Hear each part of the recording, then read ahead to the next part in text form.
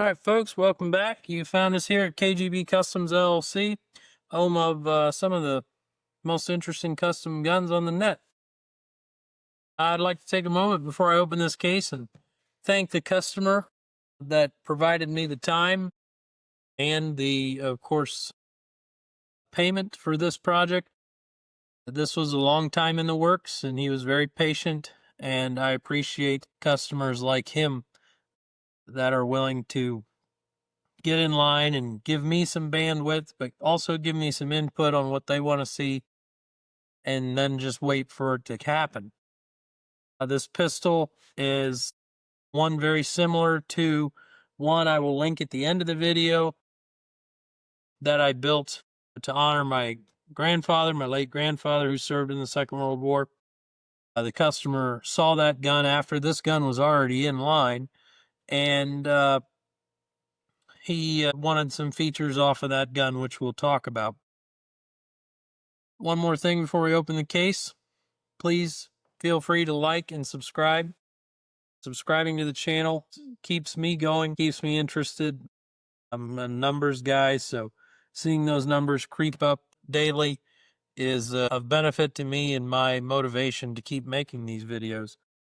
I appreciate you folks for tuning in, and I appreciate the folks that have shared this channel with their gun friends to get people's eyes here on the videos.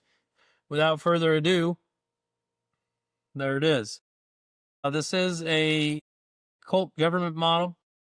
This pistol, we'll get her all out here, was manufactured by Colt in 1959, which happens to be the client's year of birth. Not an easy government model to find, a 59. We'll go into why that is, but I have a lot of birth year guns on the docket for various customers.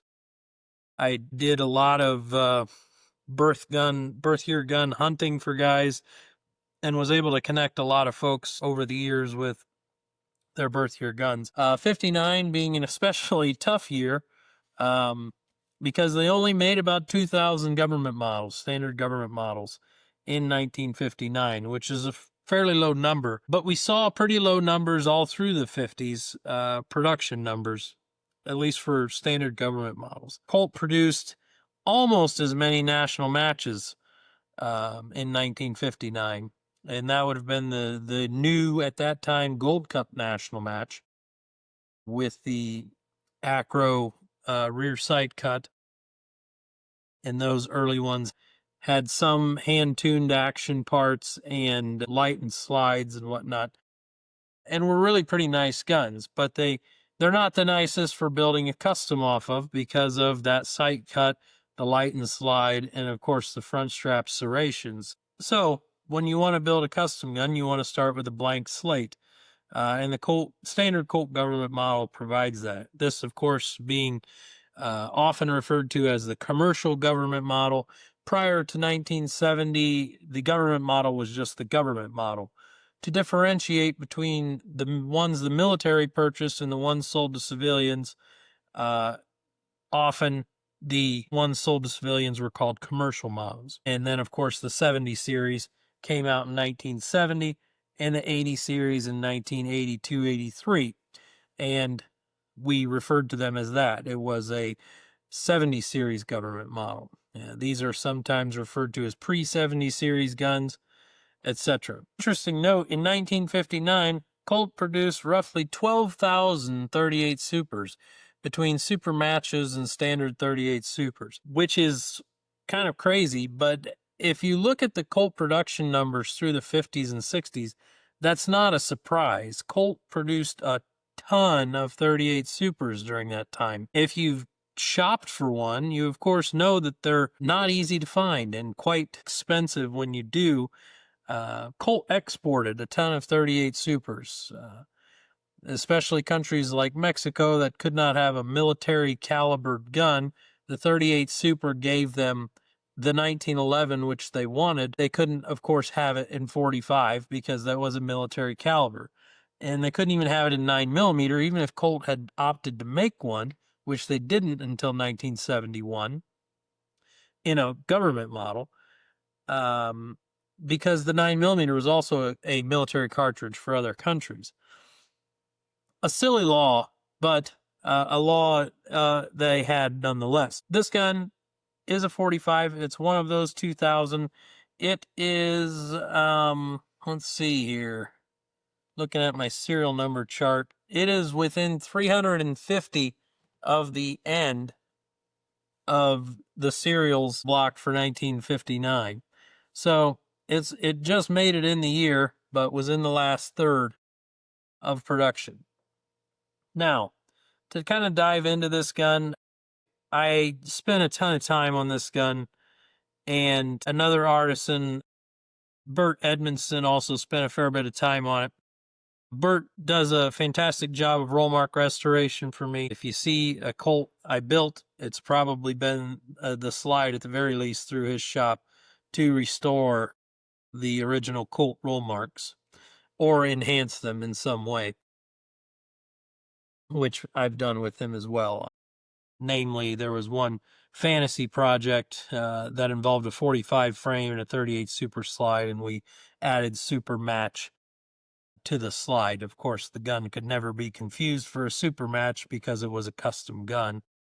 But again, just a bit of a fantasy project that Bert helped me out with. On this gun, Bert, of course, did the roll marks, but he also did the checkering front and back. The checkering done here in the pre-war style. Not many people know this, but prior to World War II, most commonly seen in the late 20s and early 30s on guns I've seen that lettered with factory checkering. The checkering was done by their in-house engraving team. Of course, at that time, the engraving was done with a hand hammer and a chisel and under a magnifying glass. So checkering was done in this same pattern. It was a bordered pattern, border all the way around it. It kind of comes down like a stained glass window shape almost, with a rounded or slightly peaked top, depending on when it was done and who did it. This one, Bert opted for the rounded, and of course it drops down on either side of the mag lip recess in the frame there. And then on the mainspring housing, it wraps around the mainspring housing pin. And of course, in those days, it would have been an arched mainspring housing that was checkered. We will occasionally see a checkered panel up here on the grip safety. And there were other firms doing similar checkering, but not with the borders in the checkering on the bias. So when we talk about checkering on the bias with these, standard checkering is set up 90 degrees. You have lines running north and south from the bottom of the frame, north and east and west at 90 degrees to each other, perpendicular to one another. This checkering is done closer to grip checkering. Instead of 90 degrees, it's more like 60 degrees. And it comes up from the corners like this direction and this direction. So you'll see some hand-filed ones like Micro and Kings did some on the bias, and Eddie Jimenea would be the more modern version I've seen of that. Of course, Cabot does it in CNC and doesn't have the same soul. In recent years, not terribly recent for reasons, in recent years, Chuck Warner did some bias checkering. Not a lot of guys doing it because it's terribly hard to do well. It is something that I wish to practice with and polish up, but I'll never be able to do it in a bordered pre-war pattern like Bert does because I'm not an engraver. Outside of that was Bert's work. I took the magazine release and checkered it also on a 60-degree bias. That part comes from Wilson Combat or Ed Brown, or those are the two main ones I use for machine parts, with a 90-degree checkering pattern on it.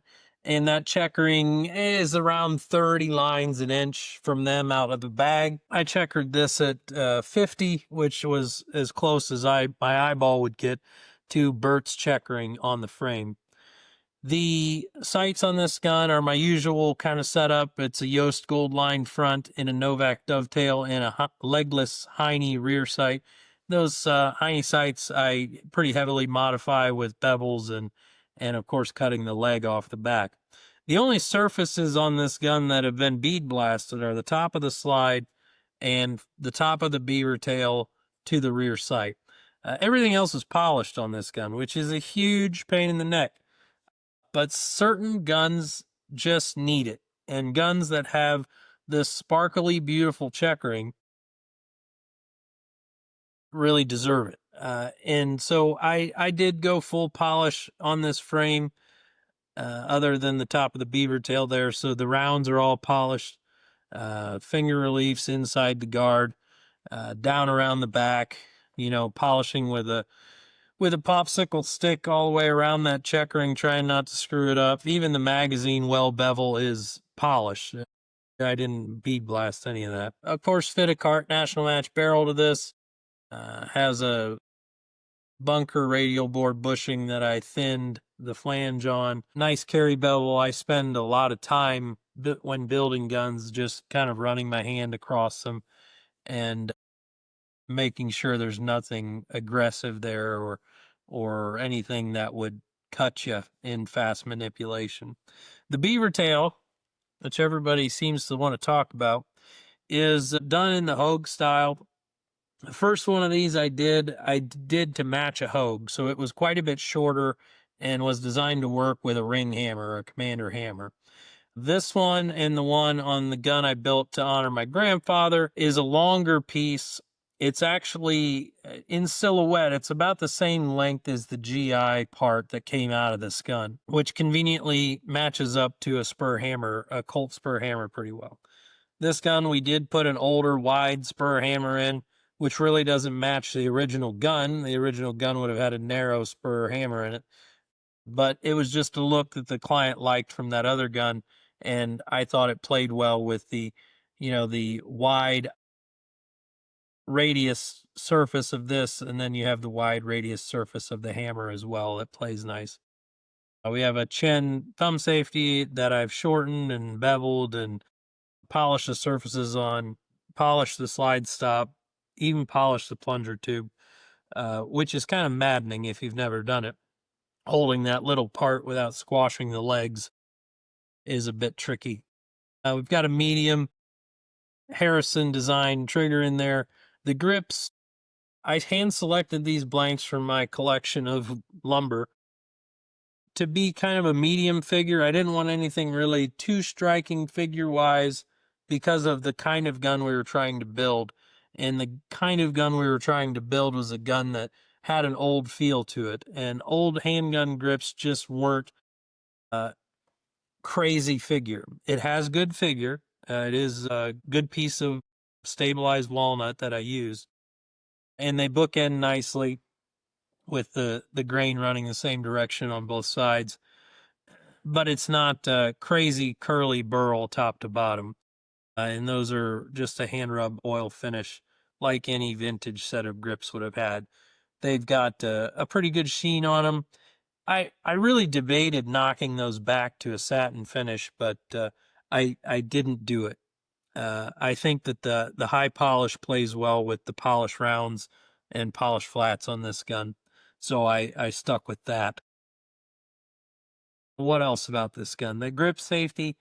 This is a huge undertaking for me because they are handmade by me in the shop. I take a GI grip safety and cut everything behind the hole off and solder on a huge, obnoxious, 3/4 inch by 1 inch block of steel on there, and then file everything away that doesn't look right.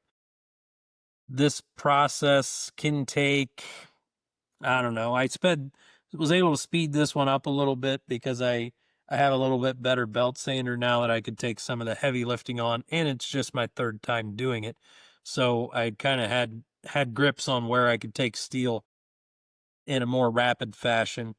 But it's still a 3 to 5 day undertaking, really, to start to finish.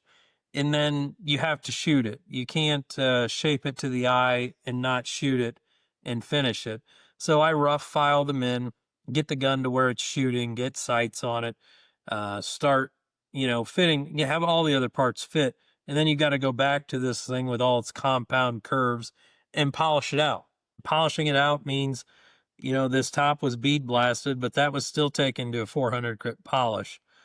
This bottom portion, I believe, was taken up to 800 grit. Um, maybe 6. I think I took the rounds to 6 and the flats to 8, because I think that rounds in polish always look a shade shinier than a flat in polish. And a lot of that depends on whether you're doing it wet or dry, or whether the paper's worn or fresh. You just kind of got to go by feel. You do enough of these, I guess you kind of know what to expect when it comes out of the blue tank. And of course, the hammer is fully polished, other than the checkering field, which you can't really polish. The bushing face is polished. The muzzle crown was left proud, which is a look I've really kind of grown back into. I don't go with a flush cut near as often as I used to, and I like to, of course, put a high polish on that. Overall, it's a great, interesting build.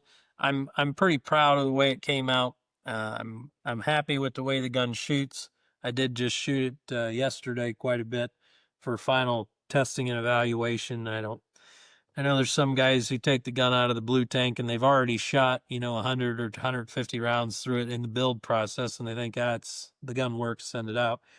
I just don't take a cotton to that. It's got to be, as the customer is going to open it, I need to test fire it, because I have found, is not necessarily with bluing so much, more so with plating and DLC coatings, that things just don't run the same fluidity they did before.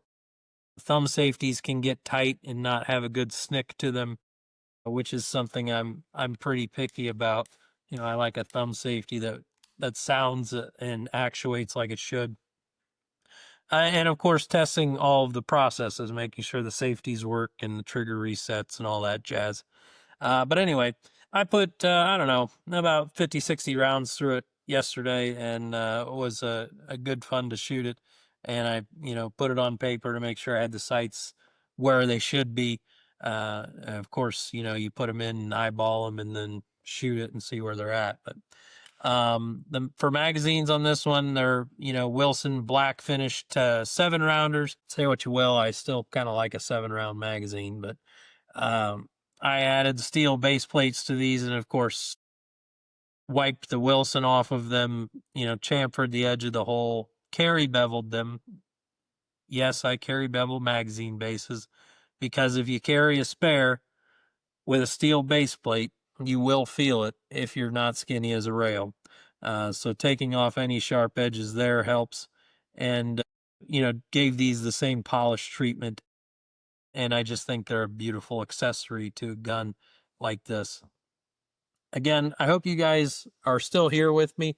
I know that was kind of a long, rambling video, but I've got a lot of hours behind this gun, and I guess I have a lot to say about it. If you guys would, you can click these links here at the end of the video. There'll be one for subscribing to the channel, and one to link you back to that video of the gun that I built to honor my grandfather, which I appreciate everyone's kind words on that gun as well. Thanks for tuning in.